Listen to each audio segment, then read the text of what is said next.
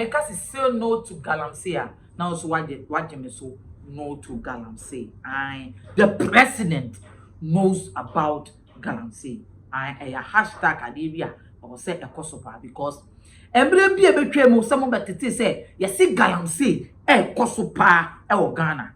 Galamsey aya Jebia ha Ghana for any beti bi or western region kwan so say enkofo fio mutiti ometutu mena ewo fio edan nechi to the extent say ya particular say ya hu amankofo akosa sankofo no because to the extent say ekohu say efiura fo na nkasa na ni Galamsey fo no etu Galamsey ni wo mu fie because they feel there is gold and omo say omo you understand omo did the people around those neighbors no omo di omo put it into death trap and nyame ya ade police for bo omo de na ekotche wo and ye twa also now recently wo Kumasi mamu baby so oboase baby na obi dan echi so obi dem so obi dem and ye tu Galamsey and ababa we bi so wo private na say ne ye tu Galamsey na ma na afete toilet no ti obayi koya akoto amenemu toilet we nyane asaye no wo ayeneka akohia na kwenshi wo na issue we buy any e ba bonti be ka say no to Galamsey no abrantie bi yiditi it is a wo picture say go ya this was the particular place America no this is what was going on just say aha wo hwe dan we amina 2 years that way ya dan esi wo ya it is whereby you to Galamsey wa dan echi Ghana ye nsenteni awode na won say ansa na issue bebe obi ankohu say yetu amina bi akekesa o be bi betima ka say amina na yetu but obi magist obi nenim de ekoso anadwobrem ene wo kokan enti abranti bi ebe kan say ai sa oba na wato toilet e Galamsey na yetu o ena mana ko toilet na sebio wakoja ne nan na wawu wahye na kwanhyi wo no na sabranti ka sa asem we no wona wotu Galamsey na woni hu be se sa ye be kire wade pa sa so wano nda ya kire be ma ya sibrim ni ye abono ya bunu se ni ya bukronfo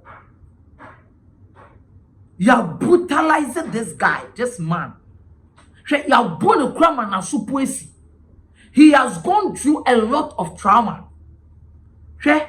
ya bunu no wo aburo na wenye kromu no ekuru ache na so still ekuru no wuye because ekuru aye da mu no ube hu mojeka we dia wo nso aye say ekuru ewu na ebi wawa na chia ye basa abranti say na so ba kokura won ti asem abusiafo yenkoti abranti ebra wo kasa wo chide say ne boni a wo ye ni na ne say we hu say yetu Galamsey wo bi dan echi na wababa we ye owu wo Galamsey okwo janan na owu wo Galamsey mu no onim eye Galamsey na ama ema ni wu ye no ne hu akwanhia ana hu amane na branche afem yenkoti video mbo meni say Ghana oko toilet ya otina toilet ni so toilet na SNK omo se joy for na abe interview me makana kwase Galamsey ena nam so ma Ghana ye dey ewu ye eti Galamsey fo ambo ma omo bro adiasa tete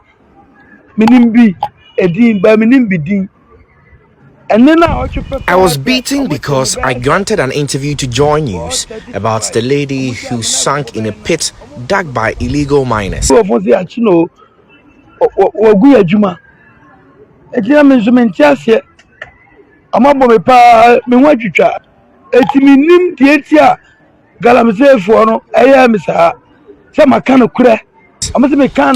illegal miners beat me.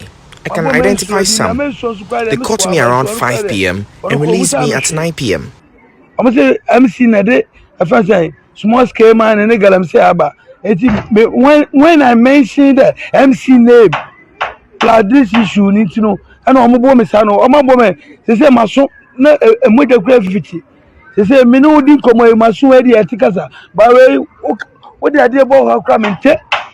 Eti I have cuts all over my body. My right ear cannot hear. I need protection because my life is at risk. Police station, like I said, police aboame, Odumasi police aboame, and so, sir, many baby palm hiding. Because Galamsey for the Chesica, a fast here, media minimum Mutraman, but Chesica, a fast here, and the case in the obey, and so say a babu. Say no to Galamsey.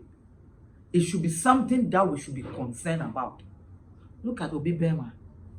You see, I would think that this is even a moment we should take an initiative for the government to go straight and support this guy. Any medical attention, any care. Say Sikapuni Bema Brantia Yama. Now whoever beat up this guy because only Musankofono, he will fish those people out. And a Sankofo ye do me deeper. And yen Sankofone ye kwachi omo ashawa na omo bu obia no ye kwachi omo ashawa no. Now at the end of the day, Oma yashisho omo prison na ashawa start wo no ye camouflage wo prison court a what so onu osu no. There be any no na ye can. This guy has wasted. Or see, police when they bad say if you see something, say something. This guy has seen something and say something, and it has turned him to trouble. And my young family be in diagro, my 19. Sebema you we are wukwa. The boost your for Becca and say, ye, Ghana Hana Obecano Cray. Ubenya townful. Sana Sari me yaw crow investigator. Ni no crowd can or still what town for Ghana ha. No so say young my way. Ye fra papa sun tuma. Ye fra bonnet sebi, ye fra bonnet sun tuma. Ni ye bu papa mwenim tia. Your kano kurani de. I say, hey, o kasa dodo, o ye de dodo. Inti ye ni muse bema ye bebu na enkusi hwe. Inti kwabrani ache na boom. To the extent say ye pisi ye dini. Or ye deaf and dumb by be very important. I will still say again. Comment it. Let's share my near man being for some kibi. Uncle Phobin Tisan same way and comment. Say no to Galamsey. And I repeat again, the presidency knows about Galamsey. Because I could find my address. No Baba catch is come pay the but when to man dress about Galamsey. And this man is very wicked. Aha, and I'm Dimobesi. Munya Bema Limo, Elegant Kwame American. Aha, hey, Xposed on all social media platforms. All you need to do is to just type Xposed and follow us. And some ever get the be a pepper. Aha, and I'm Odumasi. My crowd. Bye bye. Onyodo for dear no how a dear no adwendwen dear no kodana a dan and a wasiewie and a open chance papa a day apostle and a dan wutimo na senso to a enuno enunti ama wonna akwakoye bisi basa ene enne me de asempa enam natural things ebie wo mo ensem e de amasa krofoni nyina se tutumi kana bra wo mo akache na wo mo ememe so wo haw no ano emfa ema enunti fa wo mo number e wo screen no eso na ene wo mo endi eye kasubo sase wo madwuma so aninti no adansifo womo atum ne true things ana womo adwuma edanso na wontu sika engu da biara eda